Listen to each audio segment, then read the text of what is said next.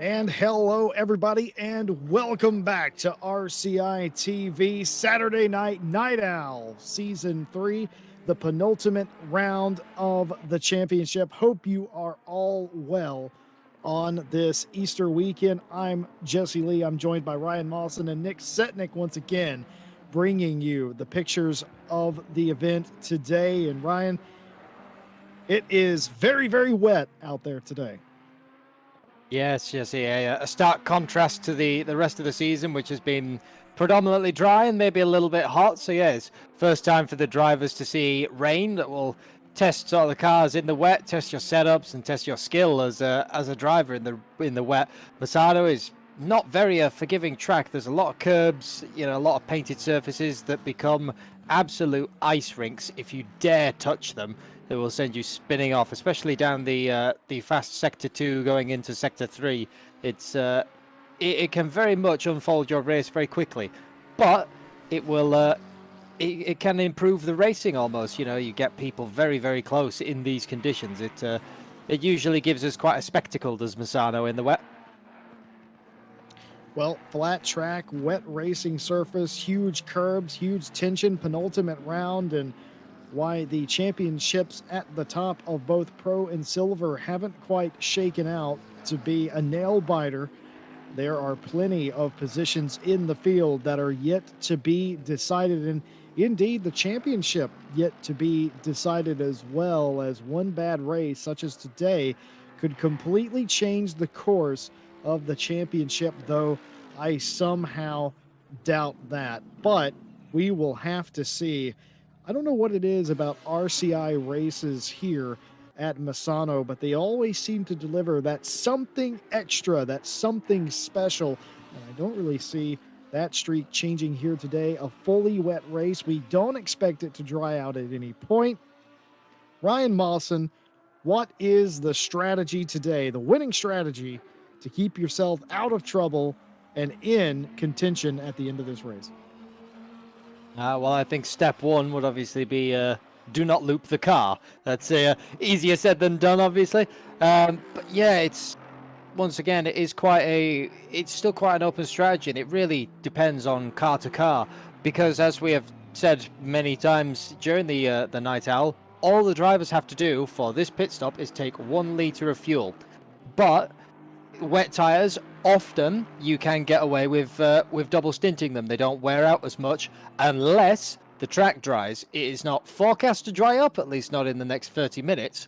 But if we're in the race and a dry line starts forming, you might find yourself very quickly cooking those tires and start losing time. But if you can manage that using the wets at either side, then you might just be able to continue on those tires. It is very much how the racing surface goes. And off we go. That is what I was on Case about. And point. Case and point. Dr. Ryan Mawson is an absolute genius. That's what he's talking about as the end of practice is upon us. 10-minute qualifying, the same format as per usual here in Season 3. Well, I believe signups for Season 4 are already open, and the format has already been laid out, but still work to do over the next couple of weekends here to determine a champion in both the Pro and the Silver class. And of course, that starts here with qualifying in the penultimate round. Nearly everybody getting out of the pit lane and onto the track. Only a handful still sitting in there. What do you like here, Ryan? Staying in there for a little bit, or do you like to be the first out on the track? Well, once again, it's very much 50-50 because, first out on track, no traffic ahead. But there, once again, if we've got 18 cars running around, I do think that a dry line may start forming. It might just give you that little bit of extra grip you need, just that 10th or so. Because once again, in practice, all the cars were looking very, very close, all within a second down to the top 14. And especially, once again, this man, Tyler Jason Lavalle, the last week had an amazing race with Harry Spears, and in practice anyway, it was shaping up to be another great race. Porsche does look very, very racy here, so we'll have to see if that carries over into the race. The Porsche is historically quite difficult in the wet, but if you can master it with that rear engine over the rear wheels. It has so much traction over the rear. You can really punch it out of corners. Well, Seb Bernier's been doing very well as of late, and I don't expect him to be doing anything besides doing well here. I don't know about the car and the weather because I've never driven the McLaren, never really paid too much attention to how that does in the wet or particularly around Misano either. But we will definitely get a look here as everybody sets out on their first timed lap. This man here, LaValle, will be the first one to set a time, and it looks treacherous out there already. Look at him. He's turning right, steering left. That tells me, Ryan, that there is very little grip, and he is having to correct all of the time. Yeah, you got to fight that wheel to make sure that the Porsche, you got to keep it in the straight line. The front is very pointy on the Porsche, but that becomes a problem if you point it the wrong way. It will just very happily go that way, up through the gears, up to fifth, up to sixth, late braking, and managing to get it just about round in these absolutely treacherous conditions. But as you can see, just about through the windscreen, there is a very faint dry line forming, so this might play into qualifying into the later sessions. I think the last maybe 1 to 2 laps, there might be a dry line already appeared. I'd say that's a fair assessment. If we are able to work in a drier line, not a dry line, mind you, we don't expect it to get to that point, but a drier line, a line where the tires have picked up the water and moved it off of the surface of the track, and it's only damp is what we're looking for. And if that line does appear, then whomever is the last to get a lap in will have the best chance at setting the quickest lap. And that's all about how you time out your laps. Well, we are one turn away from seeing just how quick and just how good the silver field will look for the day. Of course, it's going to be a 140.881, the fastest car in silver, actually faster than McKean in pro. Silver placard is silver drivers, and the white numbers are, of course, the white backgrounds to the numbers, I should say, are the pros. And Harry Spears, a 140.794. Not too much faster than LaValle, but Harry Spears, well, quite unsurprisingly, Ryan, to the top of qualifying. Yeah, we've seen it most through the whole night owl. It's every single time you think, oh, maybe the Mercedes might not be the sharpest ears. We do go off the circuit a little bit. That will invalidate that lap, but once again, we've still got 5 minutes left, still plenty of time to set those laps in. But each time we've said to Harry Spears, maybe it's not its best day. Harry just rips up everything that we say and chucks it in the bin. It's using the talent that he's got behind the wheel of that Mercedes, really showing us what you can do with that car through a whole season.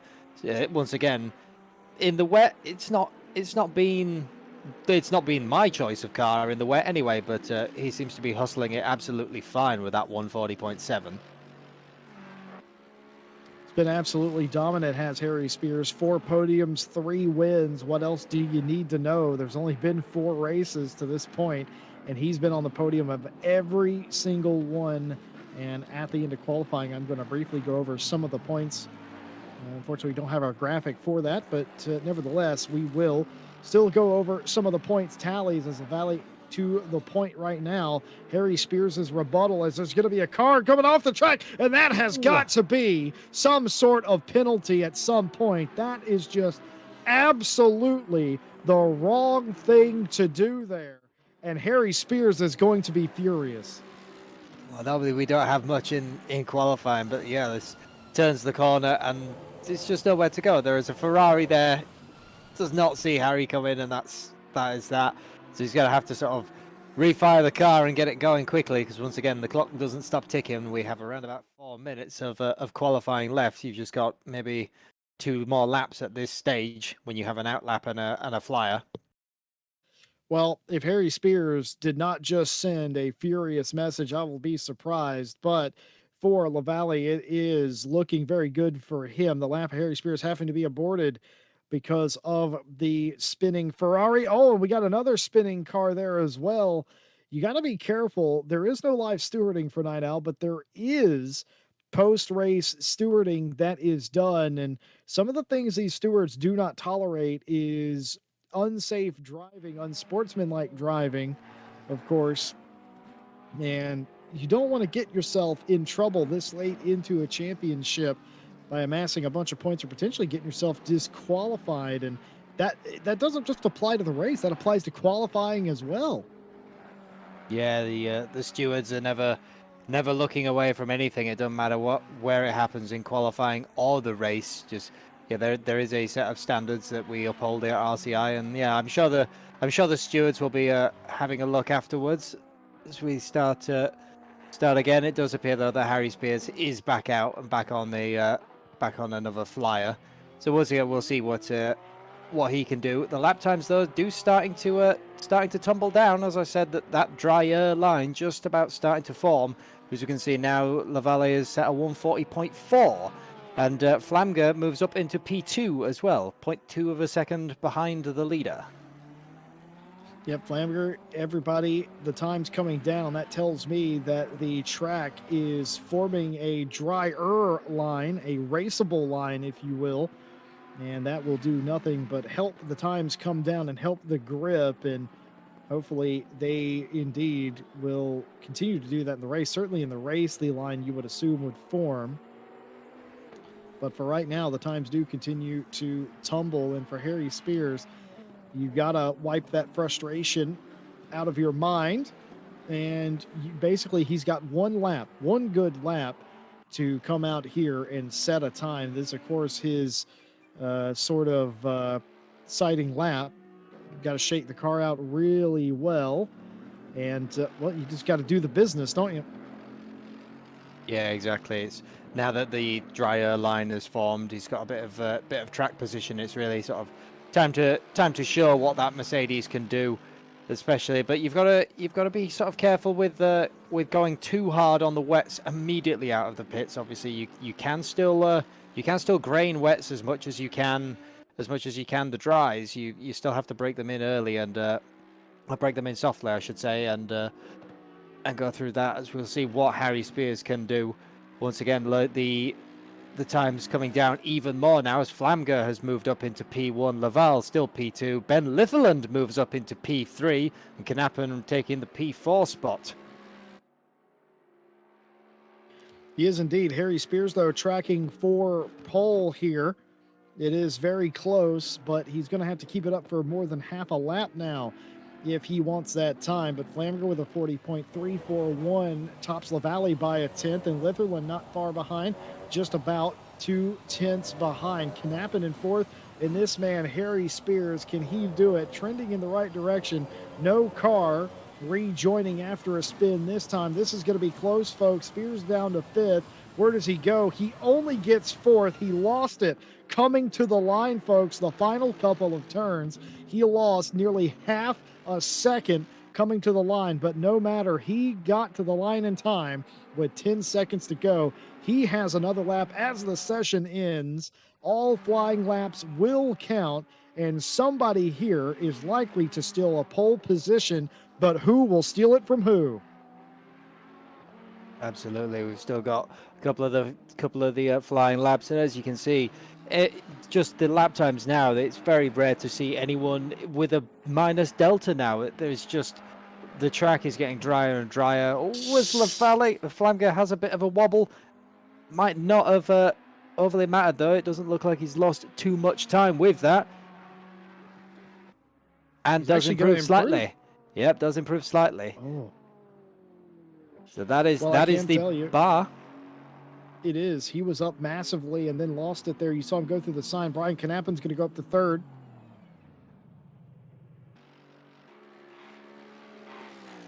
Ooh, Harry Spears just about keeping it on the track. You're going to using all of the track. His lap, I'm afraid. Yep, that right there as well.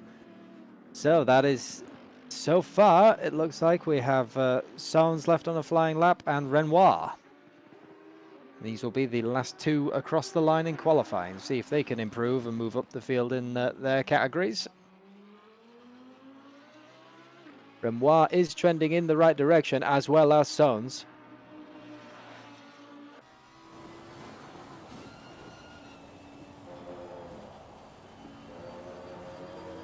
Final corner, slippy on the exit.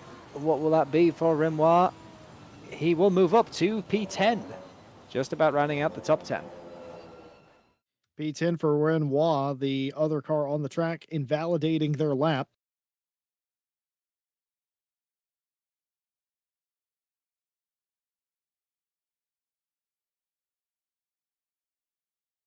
And that is the top 10.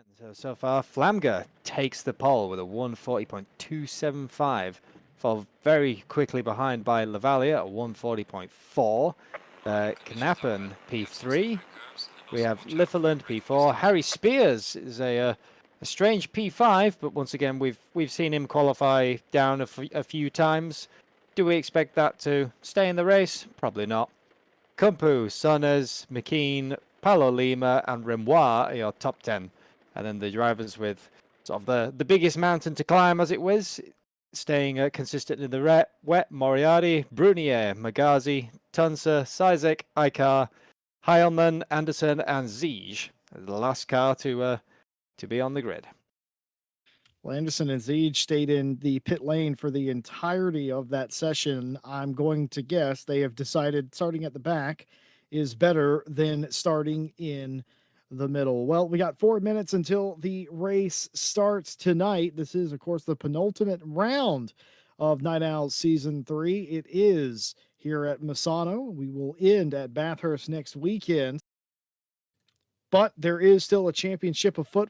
We do apologize. We do not have the graphic for you, but here is how the top runners look for the Pro Championship. Harry Spears, as I said in qualifying, he has 4 podiums, 3 wins out of the 4 rounds, and has 267 points.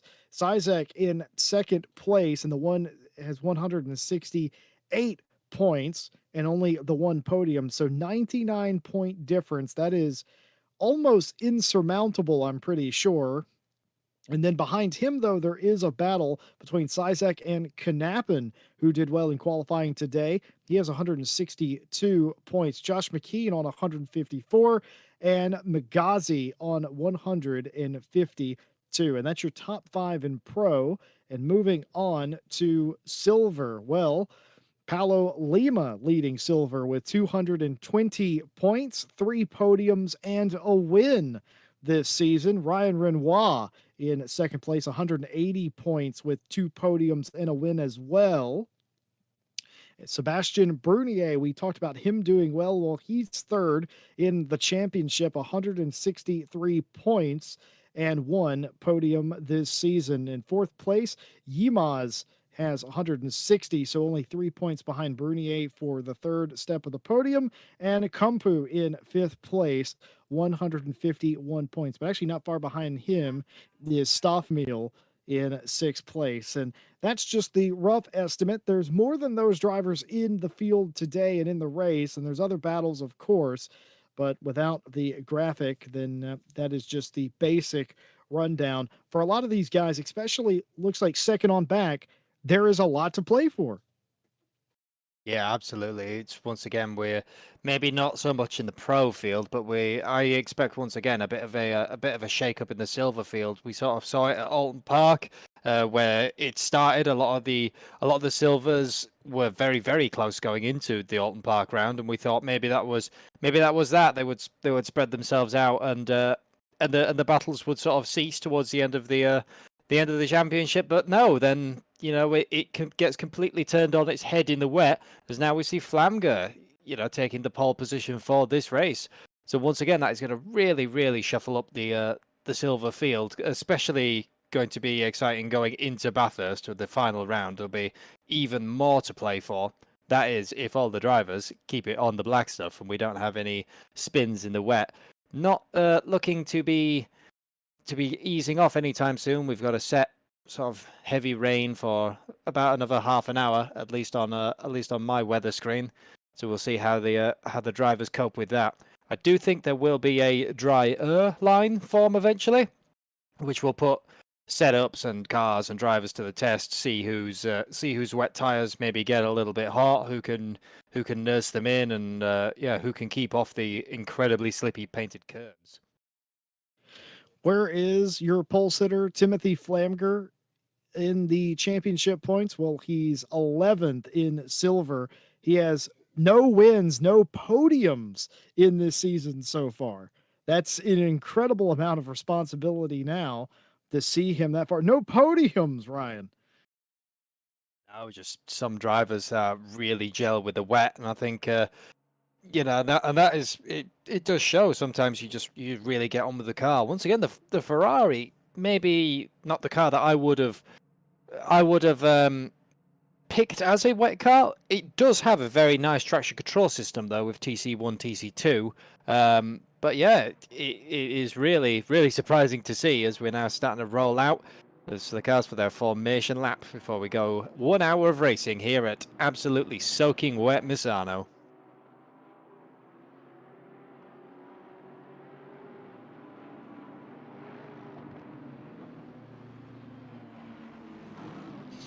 The cars away on their parade lap around Misano here. For those of you that have been with us for the majority of your evening, welcome back in. Of course, the 24 hours of Spa wrapped up earlier. What an absolutely mega race. I'm joined in the booth by Ryan Mawson, who finished 7th in that race. And Ryan, you were talking about how your arms were absolutely killing you. Yes, we finished P6 overall thanks to sadly P6, a bit. my apologies. Yeah, it's a bit of an unfortunate event with one of the other drivers running out of fuel. But yes, the old Jaguar was definitely a workout on the arms. That is the one nice thing about what these drivers are going to have in the wet. It's at least a lot easier on your arms. You've got a bit less grip. You don't have to fight the front end being so heavy. What you do have to fight though is the rear end wanting to go every which way possible. Yeah, and in the middle of this pack, it is going to be crazy. We were watching a bit of practice and we were watching drivers trying to follow other drivers in the wet, and it was a bit all over the place. Even Mike Jones was coming in. He had a few clips of some of his driving that he was doing, a bit humorously drifting around the turns that they're about to go through right now. And I think you're going to see more of the same here in Pro and Silver. It is going to be a bit all over the place, and today could be a day where the one that makes the least mistakes is the one that wins. And by that, I mean, I think everybody's going to get it wrong at some point. In this condition, it is incredibly hard to get it all right. Well, we talked about Flamger being 11th in the silver championship points. Well, what about Lavalle? Well, he is 12th in the championship points for silver, and that is going to be your front row. Absolutely astounding. And nothing in the rules says that silvers cannot beat the pros, and that the pros can be, or that the pros will not be slower than the silvers. I'm sorry about that. I completely tongue-tied myself there. But here we go. Ryan, any bets you want to make for today? Because my bet's gonna be everybody's gonna be off at some point. Yeah, I think that's a pretty safe bet, I would say, especially with the spray. That's the other thing that we haven't talked about. The spray that the rest of the pack is going to experience. Whoever is in P1 by the end of the first sector will have a little bit of an advantage coming that as we're waiting for the green. And green, green, green, we are underway. The Porsche has an amazing launch off the line, but can he hold it round the outside of Flamger? And he does before even turn 1. That was a lovely start, a pretty routine start. They're going to be about 3 wide behind them, though. You got to watch out for that. You don't want to be 3 wide here in the dry, let alone the wet, but most everybody's getting it figured out. The first 8 or so have all sorted themselves out, except for third place. A big kerfuffle here and a position change for the third place position. Meanwhile, everybody trying to get single file and jockeying for position, except in Harry Spears there, trying to make up some of the time lost and the damage, nearly going 3 wide there for a moment. He's going to try and go an outside of Litherland to get this position up inside the top 4. Can he do it? I think he might. It's going to be a hard right-hander into this corner, and I'm pretty sure position Harry Spears. Just about. That's a long old way. Oh, and the Litherland has gone. That is the first one to loop it. Well, we called it. We called it, Ryan. We knew it was going to happen. Lucas Ziege, who also who started dead last, has also had an incident as well by himself, I imagine. Yeah, maybe the driver and the setup not sort of gelling with the weather. So far, though, other than that, oh, we have Paulo Lima off in the background. It's the 2020 AMG having a bit of a grass cutting session. Other than that, as I we sort of commentators curse it, I was saying, other than those 2 spins, we didn't have much else. There's Sebastian Brunier. He has the inside line for the final corner. Can he get the move done? It's going to be Oh, contact! there's a touch!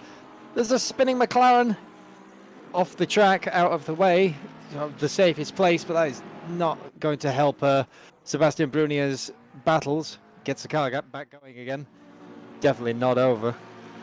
Well, I think Seb just comes off the curb here. I think he's looking to that red car on his inside. He doesn't want to get spun by him, and I think he doesn't get quite enough on the curb, then contact with the AMG, and it sends him spinning. But for the 769 Open Visor Racing team, that is not what they needed, because, again, keep in mind, this is the 3rd place championship driver, and well, they've got it all to do for the final 57 minutes, and it's going to be contact. Oh. Harry Spears and Knappen. Oh, that was Flamger. Harry Spears and Flamger have contact, and that is going to take them both out. Harry Spears, your championship leader, by 99 points, coming in here making moves. Oh, I just think he got in there deep. Yeah, it looks like he was trying to make the move on Knappen, switch sides to go for the inside of that, and then had realized by then that it's far too late to brake, and the Ferrari was just sort of a Flamger was just an innocent bystander, really. Such a shame, but yeah, it's in the wet. Harry Spears just towed to pit road. Yeah, I think that's just so unfortunate sometimes, especially in these conditions. The braking zones are just so much larger. If you've made a mistake and someone is there, it's a case of, sorry mate, but I can't correct this now. It's such a shame. It does appear though that the Flamger is continuing on, so that will there's still plenty of places to gain. There's still plenty of time for people to fall off the road. Well, as one of the great American commentators would say in an instance like this, huge championship implications here, and I think that's exactly what happened there. And I don't think it'll be enough to sway the tide away from the 285 and Harry Spears, but basically he has parked his car. Ziege in the 7, who started in 19th, is going to park his car as well. Unknown as Spears just towed to pit road for fixes. He could have tried to drive that car away because he was moving.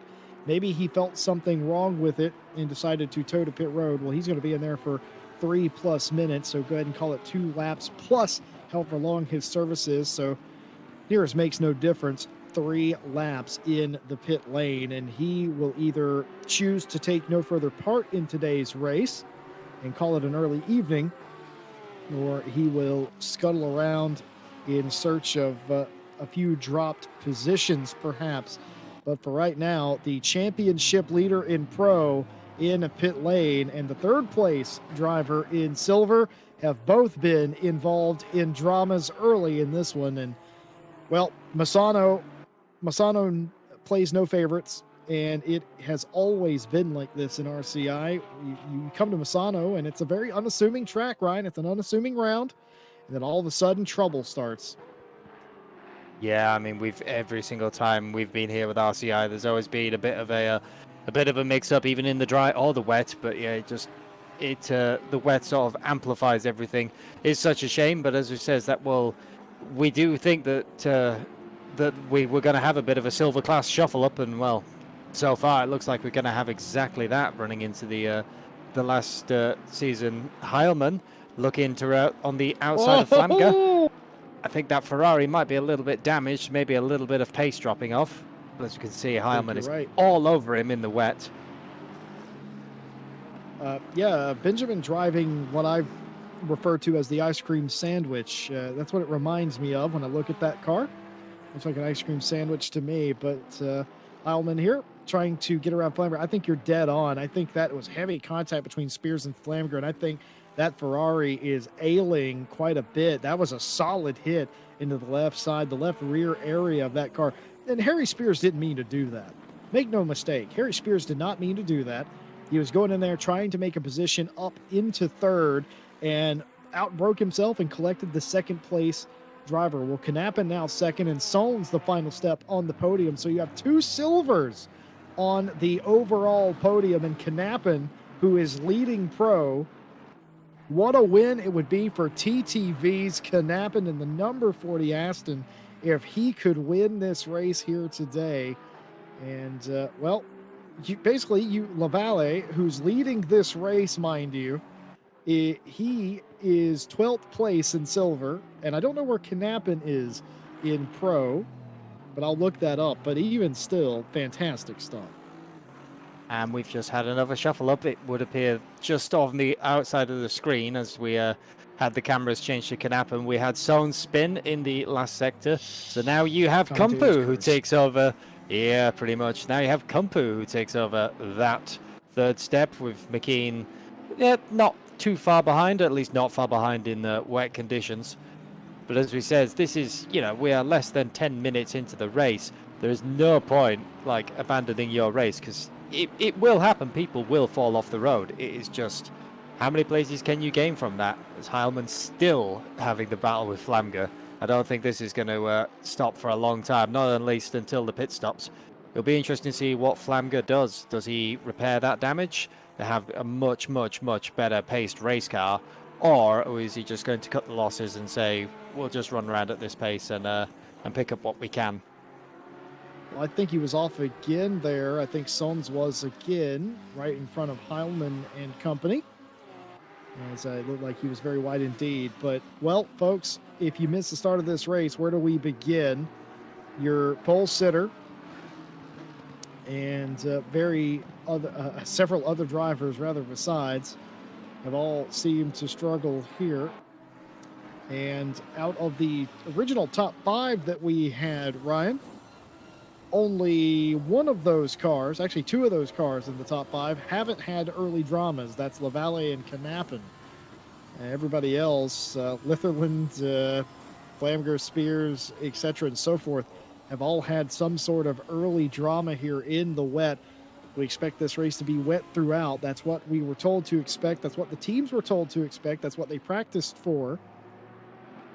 And it has been a drama-filled start of the race, and that is a complete understatement. Your championship leader in pro has gotten out of the car. The car is being pushed into the garage. Harry Spears will finish dead last today and take no further part in today's race.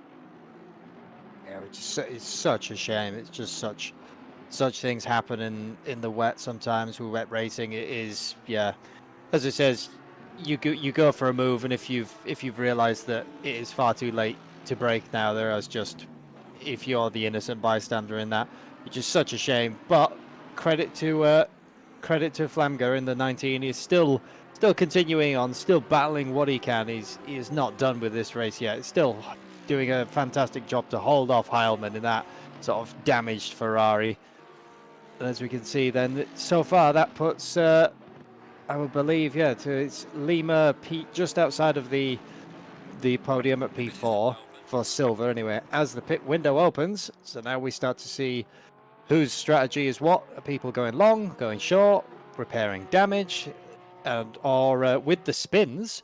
If a car's had a couple of spins, those could have very much wrecked those wet tires.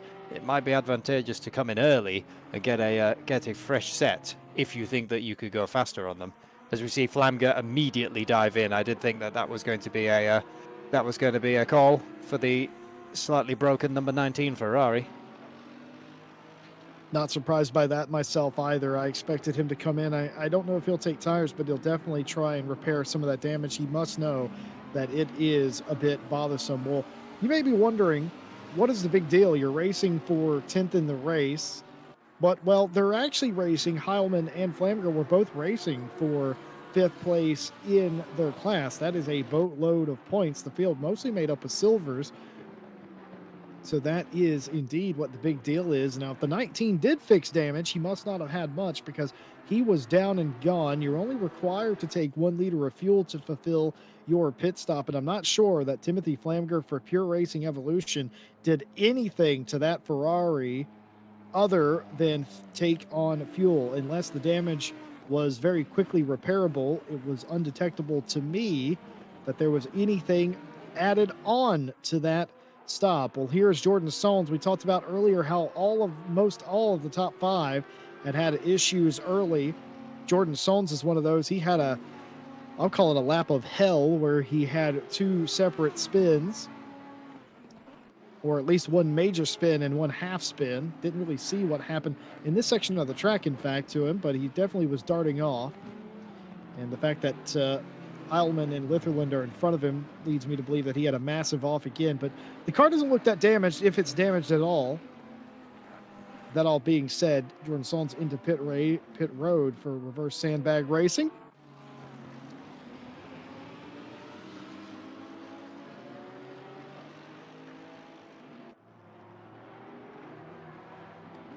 Ryan Renoir up into the top 5. He's the 3rd step in the podium for silver. He's racing in between a bunch of pro drivers. That's Pro McKean in front of him and Pro Magazi behind him. If he gains positions, it'll just be for overall. There's no overall points. You're all racing for in-class points. But that will matter very little to Renoir as he goes wide there. Yes, absolutely. And so far, Renoir P3 in the Silver Championship, or at least in this race. So, yeah, he sort of doesn't have to absolutely battle everybody, but, you know, as we've said before, these are all racing drivers. You show someone in front of them a place, of course you're going to go for it. You know what I mean? Silver or pro. Would you like to be P3 in the overall standings? Of course you would. I've definitely done that myself, where you're a silver driver and you have like the pro drivers or the alien drivers, and you have that cheeky race, don't you, where they're not quite on their game, but you are, and you surprise them. It's always a badge of honor being in the overall podium, as we see Nico Kumpu getting just that transition, Ryan, off the curb. You're going straight, you're just turning a little bit left off the curb back onto the asphalt, and then it gets away from you a little bit. That is the conditions these guys are dealing with. Yeah, that painted curb on the outside is really, really wide, and in the dry, that is sort of what you run your car out onto to get that little bit of speed down the straight. But it is just fully painted, and in the rain, that will become an absolute ice skating rink. All the curbs here do. So even in a straight line, you'll find the rear of a car wanting to kick out. You've got 2 wheels on the more grippy tarmac, even though it is still wet. You got one side on the painted, it wants to kick out on you. It is, yeah, it's very difficult to control sometimes, as we've seen a couple of drivers have small snaps and small corrections there. But so far, Kumpu's still absolutely battling Knappen. It hasn't faced him at all with the wet conditions. Well, if I'm LaValle, I am just staying out as long as I possibly can, because you have the right stuff and you could be looking at not only a win in silver, but an overall win. Again, no points, no extra trophy for that, but they don't care. And if a silver, we talked about it in season 1 night out, talked about it last season, we said it this year, Ryan, it is possible for a silver to win overall, just because on a qualifying event, you were a little bit slower and got grouped into the silver. That does not mean that you cannot come out here and win a race. It is merely based on consistency and overall pace. That doesn't mean on any given weekend that you, as a silver, cannot come out here and be better. It's a bit like how Le Mans goes with GTLM Pro and AM. Every year, there are AMs that beat a lot of the pros as far as the teams are concerned, and that's similar to what we've got here. And what a shot in the arm for LaValle it would be if he could win overall today, currently pulling away. Especially from last week, he had such an amazing drive, but just a difference in strategy meant that Harry Spears did appear back out in front of them going down to Alton Park, and it was such a amazing drive. Same thing, pulling away, and yeah, just difference in strategies. But this time, he's learned from that, and he's taken that advice on board, and knows now what to do. And as you said earlier, if I were Lavalley, I would be staying out as long as I possibly can. You've got all the track in the world. You've got no one in front, no spray or anything. Just lap your race and hope that it all comes to you in the end. Well, Harry Spears has climbed out of the car and he has joined us in the chat. Hello there, Harry. And he says, first of all, sorry to Flamger. Completely misjudged the braking zone. He's not done something like that in a long time. I think Vonta Blue makes a very valid statement. He goes, we've all seen worse in real life, and it happens, and we're all human. And well, part of being a good sportsman is admitting when you've done something wrong. We assumed as much. It just looked like a misjudgment, and we know Harry Spears is not going to go in there and dive bomb a corner like that. It's just the rain, the spray, everything. It's hard to judge. We talked about it in pre-race, and that's what had happened. It's unfortunate. Spears is out of the race, but, well, he will show up likely for his championship celebration next week regardless, but it is unfortunate he wasn't able to go on today. Moving on from that, I can say after Seb Brunier's contact with the AMG, he did a long pit stop. So either he changed tires on his McLaren or he had significant damage. Flamger did not appear to repair any damage. His pit time was only 1 second slower than the fastest time on pit road. So maybe he elected to not do that, thought that maybe that would put him too far behind. But Seb definitely did something of the sort. Yeah, it looks like that. I mean, with it being only around about 26 seconds as an overall delta increase, though, I would say it wasn't a tyre change, because that is at least a 30-second regardless. I would say that was just fixing damage. As Moriarty, looking all over the back of Magazi, would not be easy to be driving that Porsche so close to the back of the Lamborghini. There's just the spray and everything, especially with that car so twitchy in the wet. But showing intent, showing all over the back of the Lamborghini, getting right up in the rear view, showing, I've got the stuff in the wet. Let's go. There's Brenois sort of taking this opportunity with this battle to run away. Sean Moriarty! And we talked about that curb before. That curb is deadly, and it would not surprise me. It would not surprise me if one driver is claimed by that by the end of the race. It is such a vicious curb in the wet. If you just get the angle slightly wrong, that's it. You're done. Take a look at Lima in the background. Remember the early incident between Brunier and the AMG? Well, that was Lima's AMG, the number 18, and he has caught up to the back of Magazi and Moriarty now. But Seb definitely looks like he's repaired his damage, and he's going back out there. You never know. You got to keep plugging along. That is the Seb Brunier motto. Relatively quick. The Frenchman always drives in VR. I learned that about the last endurance race we did. A lot of the OVRC guys do that, apparently. They race exclusively in VR in ACC. And I think Seb just takes it to a whole nother level with his corner of the living room setup with no monitor or anything. But regardless, you can't give up, and Seb never will. He's going to continue because you never know. Like you said, Ryan, you never know what's going to happen. He could pick up several spots. That's useful points for him because he is, of course, racing only silvers in his position now. So any points are good points. Well, this is the battle here. Knappen in front in the Aston. And this, of course, Nico Kumpu, the silver driver. This battle has been brewing for several laps, and that Ferrari just keeps getting closer. Yeah, exactly.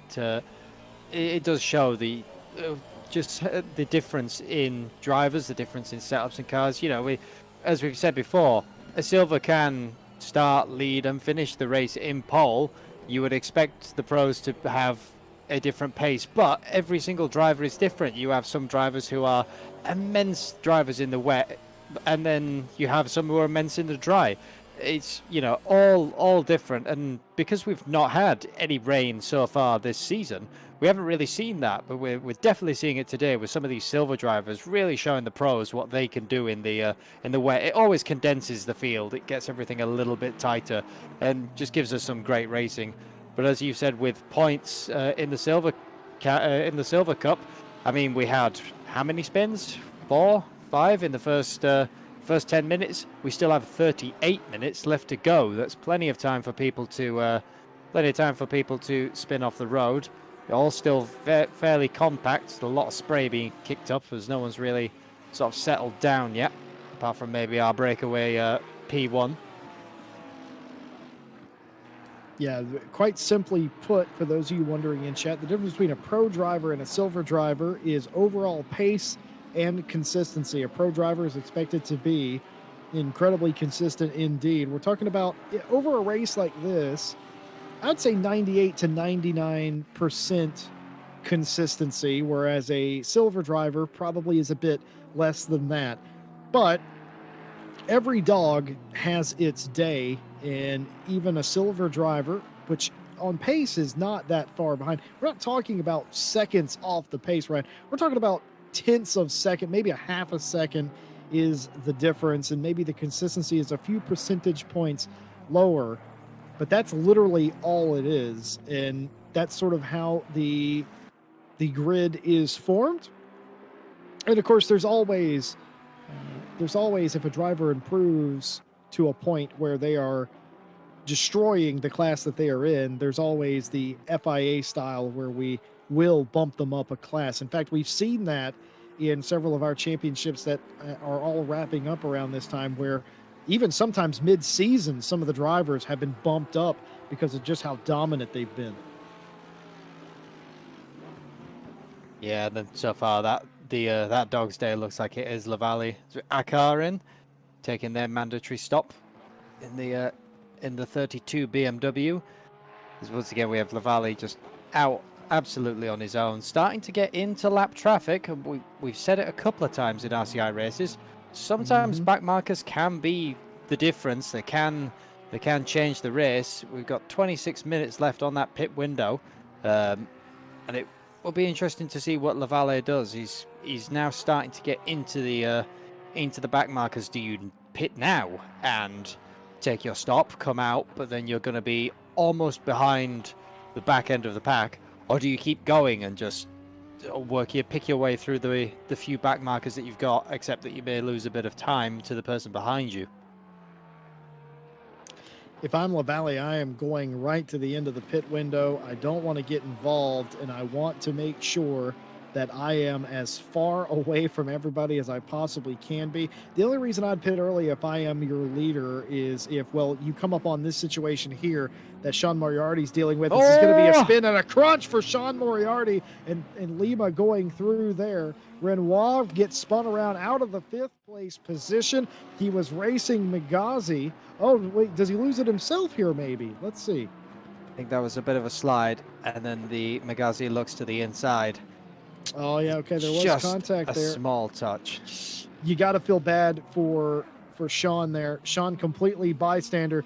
Good on him for not turning hard right and collecting Lima. I'm sure he's going to get a nice thank you in his mailbox after this from Lima for not coming all the way over. Speaking of Lima, that battle continuing now as Moriarty, even with the crunch, still has the pace. Right under the wing of the AMG. You've got to keep there as a Porsche. That is the straight line speed battles. I think the AMG will win that. But as we can see, coming into the braking zones, the Porsche does have that little bit of edge on the brakes, and probably on the traction coming out of the corners with the rear engine grip. Think about Lima for a second. He went from 8th to 5th in one turn. Yeah, be great for once again that sort of overall. Yes, but so far it's he has gained 1 position on Renoir. So Renoir's not, even though it's, you know, we say it's 3 positions overall that he's lost, it's still not over in their own championship. That's one position lost. So pick yourself up, continue on. Let's see, Magazi is now into the pits. See what they do with their mandatory stop. And the eagle-eyed viewers in chat have already noticed that Ekar has gotten themselves a stop-and-go 30 for speeding in the pit lane. Of course, no live stewarding here for Night Owl as per usual. But, of course, ACC will still steward you yourself if you run afoul of the Sims rules. And you cannot speed in pit lane. A car has done that. They brought that car down to pit road immediately. But I can tell you, they've been sitting there for, well, longer than 30 seconds, I'm pretty sure. And I don't know if they will be leaving the pit lane any time soon. So Seb Brunier does gain an additional spot. That was given to him by the 32. So that's more points for Seb Brunier after the early incident and pit to repair the damage. So it is trending in the right direction for him. What about Jordan Sones here? He has already completed his pit stop as well. Coming back up through the field, Magazi in the pit lane coming out. Got to be very careful here. These two are going to get very close indeed. Was looking at the Magazi pit out. Everything looked like it went well. Looked like two cars were going to very nearly come together. But for Sones, pit stop already done. Decision made. For LaValle, we expect him to go to the absolute maximum that he possibly can unless he's held up. Knappen, Kumpu, everybody sort of on their own island right now as Sean Moriarty decides, it's not worth it, time to come to pit lane. I doubt he's going to fix his damage, though I imagine he has a good amount. Yeah, it depends how much it's going to slow you down. Front end damage historically sort of it limits top speed, and it affects the front end turn in the wet. That could be a bit of a problem, but I'd be more concerned if it was rear wood damage. It looks like Sean has not fixed that. Has just had a stop, drop, and back out. But we were talking about the Porsches going long. It does make sense though, because the Porsche with the fuel tank in the front, it makes sense to brim that, especially in the wet. It gives that front end just a little bit more bite. The lower and lower you run a Porsche on fuel, the more and more imbalance you get. And it ends up where, because the front end is so light, the rear end starts swaying around on you with all the weight back there. So yeah, I'm not surprised to see the Porsches going long. I would also not be surprised to see this man, Ben Litherland, in the Bentley go long. It's very good on its fuel and its tyres. We haven't talked much about Josh McKean for the R3 Racing 333 McLaren. He's going well indeed. Top 5, second in pro, and could very much stand to gain some more positions. Has Kumpu in front of him, and he is catching him a little bit, though that lap I think he lost a little bit to Kumpu. But no dramas for Josh McKean, but they have been all around Josh, but he just hasn't been involved in any of them. He's seen them out of his windshield, and he's seen them in his mirror. That is half the battle, especially at Wet Misano. If you can, we said it at the start of the race, if you can keep it on the black stuff, you will gain positions sort of out of attrition. And yeah, we have seen multiple drivers fall foul of that so far. And we're just about to the halfway point. So we've got another half of this race yet to run. Yeah, we do. And it is going to be very interesting to see how all the strategy plays out. For all of you late night Night Owl fans out there that are still with us this evening, we appreciate you and thank you for coming along for the ride with us today. For those of you that were with us for our 24-hour of spa event for April Fool's Day, we hope that you enjoyed it and got a laugh out of it with us as well. And if you are still up and you're not already subscribed to the RCI TV YouTube channel, why not subscribe and like and show us you like it? And don't miss a single race. The 6 hours of Alton Park coming up tomorrow, with a star-studded cast of drivers and commentators in that race. And of course, on Wednesday, the Diamond Drive Cup conclusion. That'll be brought to you by me and Nate. And of course, we will be back with you next Saturday, I should say, for the Night Owl Season 3 finale from Bathurst. So like and subscribe. Make sure you don't miss a single race. New championships opening up. Of course, Season 4 was already announced for Night Owl, as well as many of the other series. And if you are new to ACC and would like to get involved with league racing, go to the link in our description to go to our Discord. We have a split for every skill level, from the very top alien drivers to the I just got a wheel yesterday.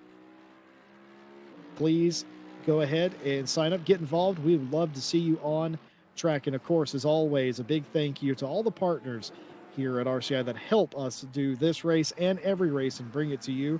Race Department, AK Informatica, Speed Labs, Race Face, and Sim Racing GP. And all the links to them in the description. I'm Jesse Lee. I'm here with Ryan Mawson, Nick Setnick, the one behind the cameras, showing you all of the racing action today. Been a very wet race thus far, been a drama-filled race, and I'm none the wiser on what is going to happen. It's all about, for the top 5 or so, it's all about this final pit stop.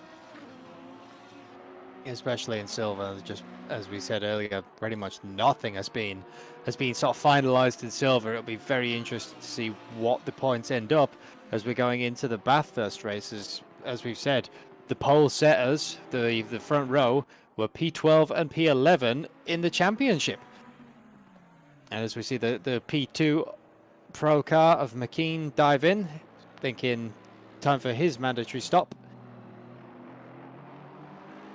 So that just leaves Knappen and Sizek, the last two of the pro cars, left to pit. Well, Sizek has been sort of quiet today. Of course, Sizek is the second place driver in the Pro Championship for Fordzilla. And he is currently third in class, second in the championship. Well, Knappen, who is second in the race and first in Pro, he is third place in the championship. You can't tell these 2 points don't matter. May not matter for the top spots, but they matter for every position behind. And the difference between first and third, not great, not terrible for points, but it doesn't have to be. As it runs right now, Knappen would leapfrog Sizek for second place by a few points, just a handful, going into the final round. So the battle for second place in Pro, in the championship, very much on here. And we can't understate that. Well, for Lima, who is dominating silver, you have to say he has been all around it. He's been involved in a few incidents as well. Not that he wanted to or caused them at all, just that he happened to be victim of happen circumstance. He finds himself currently the last step in the podium for silver, but I don't think it'll stay like that. I think maybe Litherland will get around him on the pit stop, maybe Anderson as well. We'll have to see how that all shakes out. But, of course, we documented Harry Spears, his departure from the race after an incident early in this race with contact with the number 19, apologized. And class act is Harry Spears. As Ben Litherland does come in. Actually, I just looked at the map again. I'm not sure what I just said was actually accurate. I think maybe Lima will be third in silver regardless of what happens on this stop. Yeah, there is quite a gap actually. As Lima's, like I said, despite the accidents that they've been involved in, has got a shuffle back on in the AMG, so picked the pace back up and got on. But like we mentioned earlier, part of the difference between silver and pro drivers is not necessarily the pace; it's just a bit of consistency. So has had quite a few good laps recently, looking at the timing boards, and it could be very well be that we are looking at the new P3 in silver. We'll have to see when it all is after each pit stop is shuffled. We've got 14 minutes of the pit window remaining and 24 of the race, so there will really not be much left of the race after you've come out of that pit for a stop and drop. And so far we keep seeing Lavalle, our P2 in qualifying, took the lead at turn 1 and has held the lead ever since. Has basically driven away from the field, sort of working his way through lap traffic, and we expected him to go long. Well, got 14 minutes left, and looks like no signs of diving in yet. No, and I don't expect it at this point. I'm not sure why you would. I mean, if you got the lead, you normally see the leader going along, but I'm not really surprised by it. But what I was looking at the championship points, and I didn't realize this. I must have known this, but I didn't realize it. I hadn't really thought about it. As Kumpu trying to go down the inside, it's going to be a move. He's going to get hard Oh, there. He's going to end up coming off the curb. No braking there. A flash of the lights from Kanapin. Kanapin saying, "Hey man, that was a little aggressive." But nevertheless, Nico Kumpu gets the position taken, and Kanapin all over the back of him, perhaps in a show of displeasure from how that overtake happened. But nonetheless, changed for position, second place. Both first and second for the moment were both silver, but it looked like Kumpu, unsatisfied with the way he overtook Kanapin, let him back through. yeah. I mean, it doesn't affect either ones of the points. As we said, this is so far for overall, and Kumpu has such a large gap to Lima. I think it's more saying, let's race it properly. Even he was not happy with that move, and we'll continue on. I do expect though this battle to continue on. It will be really fun to see. I have a feeling that Kumpu, sort of in these wet conditions, does have maybe a slight edge over that Aston Martin of Knappen, but we shall see as the laps play out.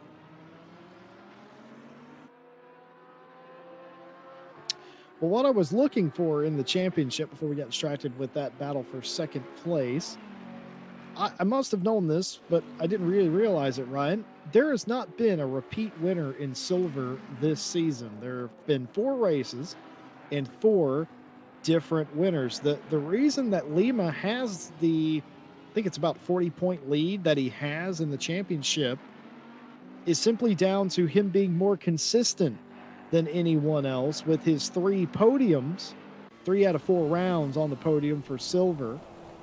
As Timothy Flamger getting all over the back of Ben Litherland now for the 10th place position. More importantly, it's a position in silver.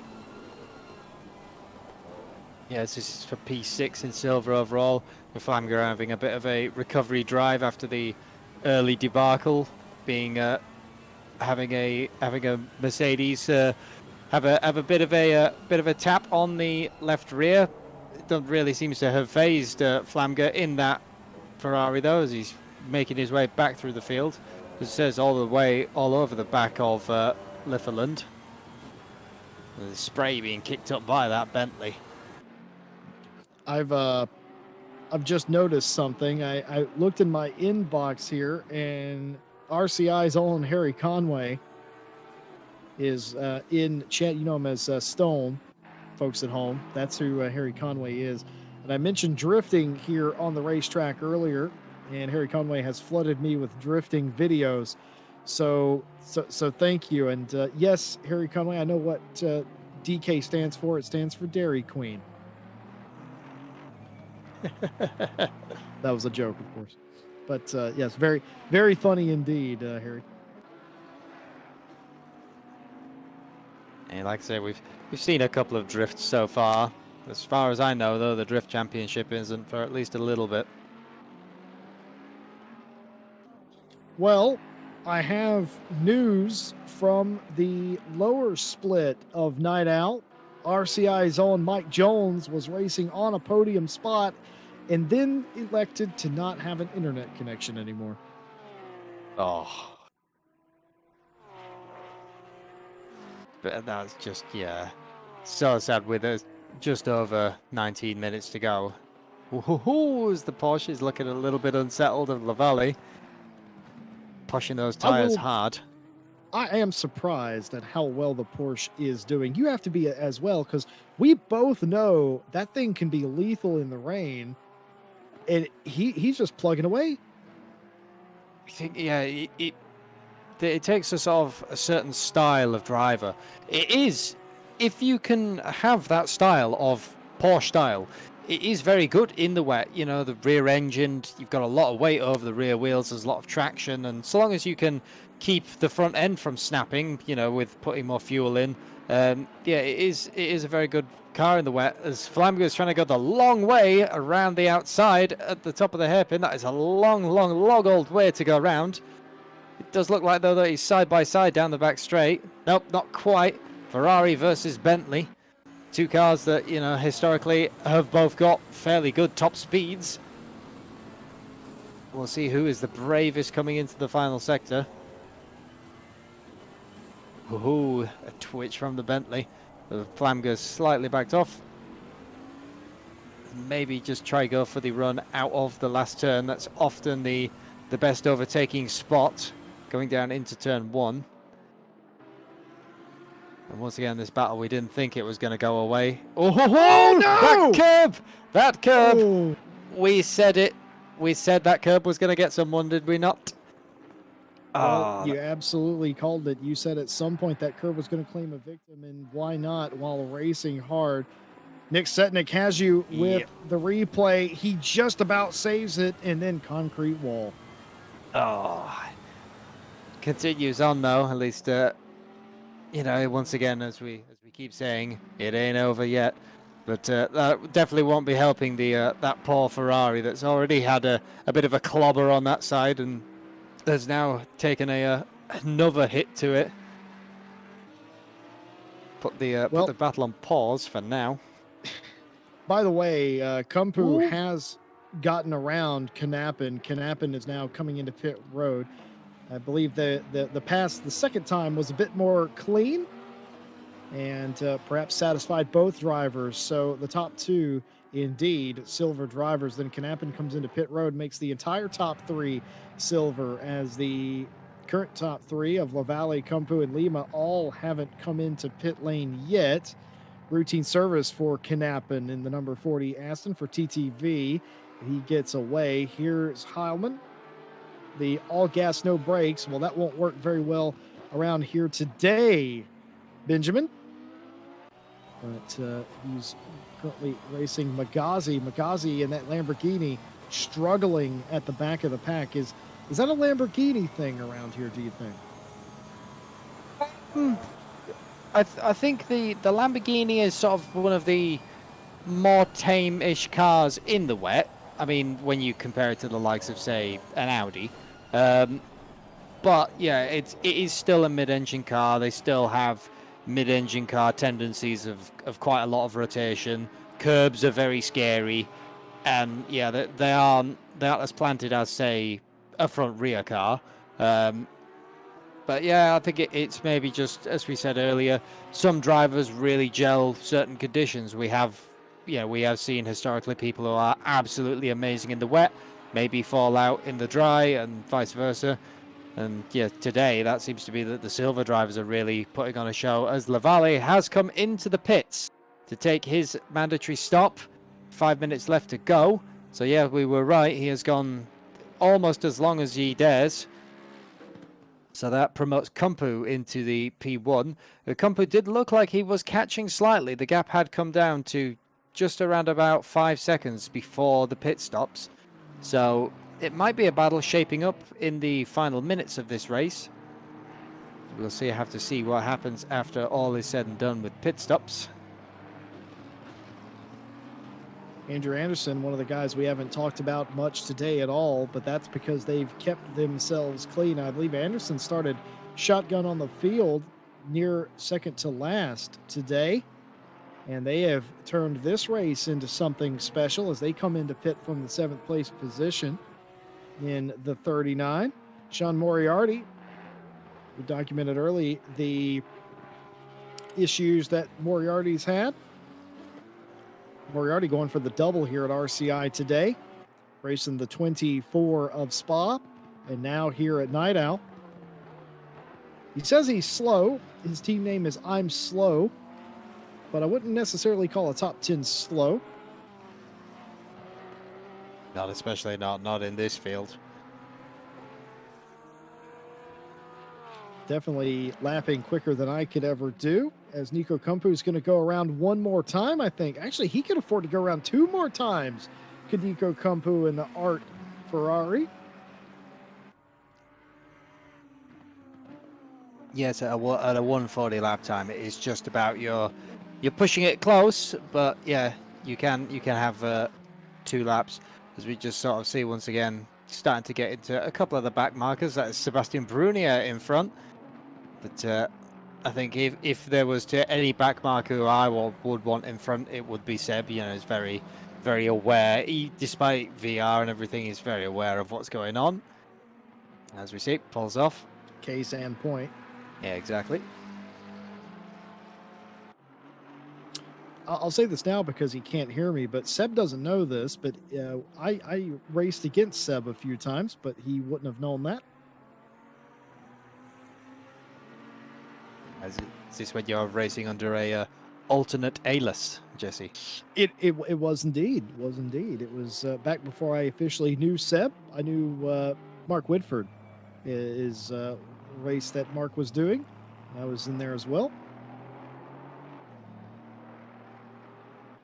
just a pickup race, a couple of pickup races, of course, but very interesting indeed to see Seb progress. I know his finish today will not be indicative of where he is.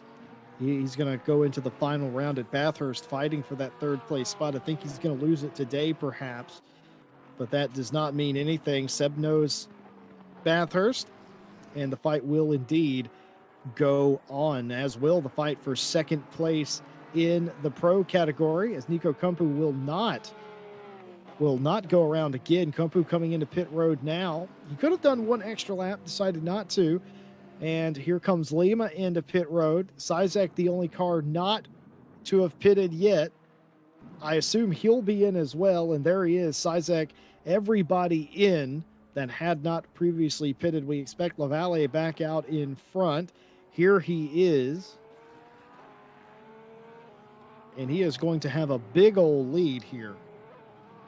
It would appear so. Kumpu has left the box. There they are, going down the pit exit road. But as we says, there goes so Lavalle through turn 1 and out and gone. So you'll see where the gap sort of neutralizes at that. It was around about at the 5.5 second pre-pits. We'll see what that goes out to. As it says, pre-pit stop, it looked like that the Ferrari of Kumpu was starting to favor the slightly less wet lines. He had been catching Lavalle slightly over a long stint, but we'll see where that is, as Knappen is now in between them as well, is P1 in the pro category. Do you know what I just thought of? What if his name is pronounced Lavalle? That is one. do you know when you get 5 rounds into a championship and you start questioning, maybe I've been calling him the wrong thing the entire season? What if his name is Tyler Jason Lavalle or Lavalle? I don't know. If you are a friend or family member of the 935 or have insight to how you would pronounce that name appropriately, well, where have you been for the first 4 rounds of this championship? And second of all, could you kindly tell us how to pronounce that? Because we might have been calling him the wrong name, and it's something that I'd much rather not be doing. But the gap is not that big. It's a little less than 6 seconds to Knappen. Knappen, by using the pit stop when he did, was able to get back in front of Kumpu. Kumpu had a slow stop, too, by the look of it, because he lost about 8 seconds to Knappen in pit road was the difference for Nico Kumpu. So unknown if he had damage he dealt with, or maybe it was just a slow getting in or getting out of the box, but he lost about 8 seconds to Knappen, and Knappen is trending in the right direction, I think. Hold on a minute. Does look that way.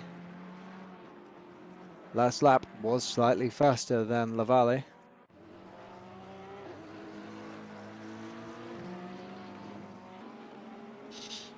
Well, the gap seems to be coming down. Knappen not willing to go quietly into the night.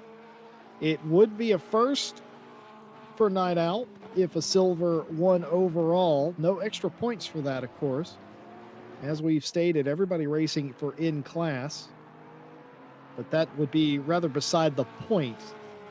Number one on the scoreboard is still number one on the scoreboard.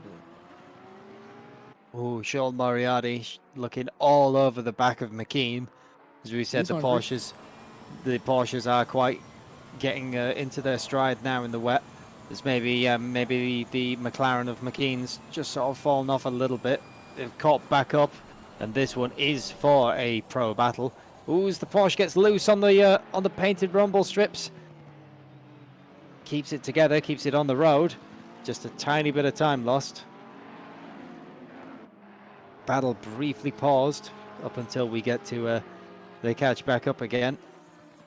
You got to say for Sean, who had a car spin in front of him, there was contact. He's going well. I mean, not only is he already in the top 5, he's fighting for second in his class. He's fighting for a second place finish here, essentially, and 4th overall. So excellent recovery. And he was sort of stationary, wasn't he, for just a little bit, and it allowed Lima and the like to get in front of him, but it hasn't hampered his driving ability as he has come back through this field. Fighting for the position and completely sideways was Timothy Flamger doing the Mike Jones approach there. Yeah, exactly. And once again, we said that this battle hadn't quite finished yet, as Flamger's all over the back of that Bentley. Once again, we had this a couple of laps earlier. The Ferrari had a bit of a slide into the wall, but that just does not appear to have hampered the pace at all on that Ferrari. Just showing that showing what he can do in that Ferrari. I mean, he was P2 at the start of this race, lost it to Lavalli early, but has been on a recovery drive ever since, and has done amazingly well so far. Still battling Littleland to the bitter end. As we see Sean Moriarty still having that battle with McKean. We didn't think that this battle was going to go on pause for very long, did we? No, we didn't. We're actually being told in the general consensus in our chat. By the way, thank you, chat, for hanging out on your late Saturday night. We know it's awfully late in Europe, and Ryan, I do definitely appreciate you staying up late with me on your Saturday as well. And we're being told general consensus is it's Lavalli, not Lay, Lavalli. So we're going to call him Lavalli in that case. From now on, thank you, everybody. And I know Harry Conway he sent me a very nice picture book with names in it just now and how to pronounce them. So I definitely do appreciate that. And for those of you that think that I'm joking, I'm only half joking. He sent me a video of how to pronounce names. So I definitely appreciate that, Harry, as always. As we got a battle here, Timothy Flamger trying to get around Litherland, and he might be able to get it done this time. We saw it not come off earlier, but it will here. You got to watch out. If you open up the inside, the crossover is available, but nothing doing here. Excellent defensive work after the pass is made. Position to Flamger up into 9th. Especially a good job with the amount of spray that's being kicked up from that. So now it's up to Flamger. Can he run away? He's not got a monumental mountain to climb to Sizek in front of him. Once again, that is a pro car, so there would be no points in your championship, but once again, it would be nice overall to be just that little bit higher. I've actually just been told by Mike Jones that Seb Brunier has got caught up with the whole thing that's going around that I refuse to say on YouTube because they'll demonetize you, but you get the point. So he is suffering with an illness, and he's out here still racing. I mean, I would expect nothing less than from Seb. He definitely is a fighter, and he's not letting anything as silly as a pandemic get in his way of his sim racing. Always committed is Sebastian Brunier. If Seb says he's going to do something, it is done right. It's done the Seb way. Yeah, I mean, I didn't even know. I hadn't actually spoke to him in about a week or so, but I didn't think anything was up because he's still been in chat. Of course, he is part of the team here at RCI, is Seb Brunier, and didn't really look anything out of place, so I didn't suspect anything, but nor would I expect anything different, even if he had told me that he was a little under the weather, but still out here getting it done. And despite today's finish, he's still going to go into the final round with a chance to finish 3rd overall in the championship. And Whoa, what can you say about Sean Moriarty? What a day he's had. Recovery, wet weather in a car that you have to be, as you said, Ryan, a special kind of driver to drive that thing in the wet and get the best out of it. Well, Sean's doing that today. So is LaValle, by the way, leading this race. The Porsche is very much alive here. And this battle is lovely on car or in car by Nick Setnick here. This is what it looks like. He's not too close right now, but even still, the spray is annoying. Keep in mind, you don't want to wander offline, do you? You don't want to wander too far offline, because if you do that, you are going to lose grip. And look at him. Look at Sean. That was not a mistake. Sean's trying to put that car in a place so that if McKean makes a mistake in front of him, he can get a run to the inside or the outside. He doesn't want to follow directly behind him. Every which way you go on this track, the painted curbs are incredibly slippery. We see each time as the drivers come across them, there's just a little bit of a twitch as the grip levels change. The grip level changes across the track. Obviously, we have the dry line, which has been formed as the cars have gone around and washed out the track. But if you try go for the move, obviously you have to move offline. You are now onto a more wet part of the circuit, which can catch you out sometimes. But that is definitely not the case with Sean. He's putting his car everywhere he needs to be to take advantage if McKean lets his guard down for even a second.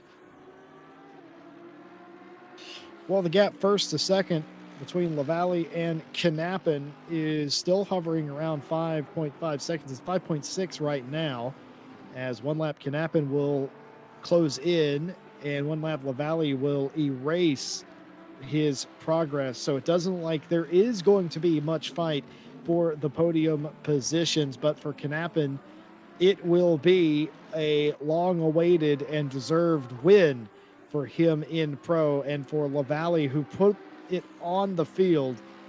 Every dog has its day, and today looking like the 935, but don't give up yet, son, because you got 2 minutes to go and you are not safe. This is RCI after all. You are not safe until you get the car across the line. And well, for so many drivers in today's race, it will be disappointing, but for a lot of the other drivers, it will be an impressive day. Now, what has happened to Benny Heilman, or Benjamin Heilman as he is known? He has lost a position to Seb Brune. Now, did Seb catch Benny and just take him, or did something happen to the 26 Porsche, I wonder? Yeah, looking on the timing screen, the last lap was a 1:48, so on average that is, lost a bit of time there. So maybe something happened, a half spin or a catching traffic, letting someone by, either one of those. But it does appear that the last lap was slightly off the pace. I didn't catch what the gap to Sebastian Brunier was before that, but that's another place for Seb. More points in his championship, which will all help going into Bathurst, because as we know, Bathurst, especially as the final round, the mountain can claim you very easily. Yeah, and you may be wondering at home, what's it matter? He's going to finish 9th in class. Well, it matters a lot, because he was going to finish 13th in class, and now he's going to finish inside the top 10 in class. That is a lot of extra points. What is that, like 20? Not 20. Isn't it? Let's see. 2, 3, 4, 5. That's at least 10 to 15 more points than he would have gotten had he not gained those positions. And if he is to claim the 3rd place in silver, it will be those points that helped him get there. Every point precious at the end of the season. We hope that you'll join us next weekend, same place, same time, for Night Owl Season 3 finale at the Mountain, Mount Panorama, Bathurst, Australia. But what can you say about Tyler, Jason, LaValle, Team PSR, and the 935 Porsche? It has been just a fantastic day for them. They took the lead off of the initial start. They stayed out of trouble, and they are on their way to a overall win as a silver, as Sean Moriarty finally looks like he's figured this out. It's going to be a little tap between him and McKean, and Moriarty going off the track. That'll no doubt be a cut, but since he didn't get a drive-through penalty, I assume he had one to spare. Pass made. Sean Moriarty for Team I'm Slow. I disagree. Second in class, fourth overall, an excellent maneuver at about half a lap to keep it. What a fantastic recovery by them. Yeah, we saw the Porsches were incredibly strong in the wet. As he says, it does take a certain type of driver to maximize these, but it does appear that Lavalle and Sean have both absolutely proved that they are masters of the Porsche in the wet. As he says, especially for Lavalle, P2 at the start, P1 at the line. It's going to be a fantastic day, especially at Alton Park. He had a he thought about it. Thought about it. There's only 2 corners left, and that is P1 absolutely at the checkered for Lavalle. He had a similar drive at Alton Park. He just lost out to a strategy call, but today is the day he gets to take that checkered as the number 1. Well, Lavalle wins the race here, round 5, season 3 at Misano in the pouring rain. Knappen second will win it all for Pro. Kumpu second in silver, third overall, taking the final step of the overall podium. Moriarty will finish fourth and second in Pro. McKean settles for third in Pro and fourth in silver. Renoir, who we didn't talk about a lot today in the 732, but getting it done. And then Lima in 7th overall comes across the line. Sizek 8th. Flamger 9th. Litherland 10th. Sones in 11th. Magazi 12th. Anderson 13th from near the back of the grid. And Sebastian Brunier, recovering from his illness, will gain critical points perhaps here today. 14th.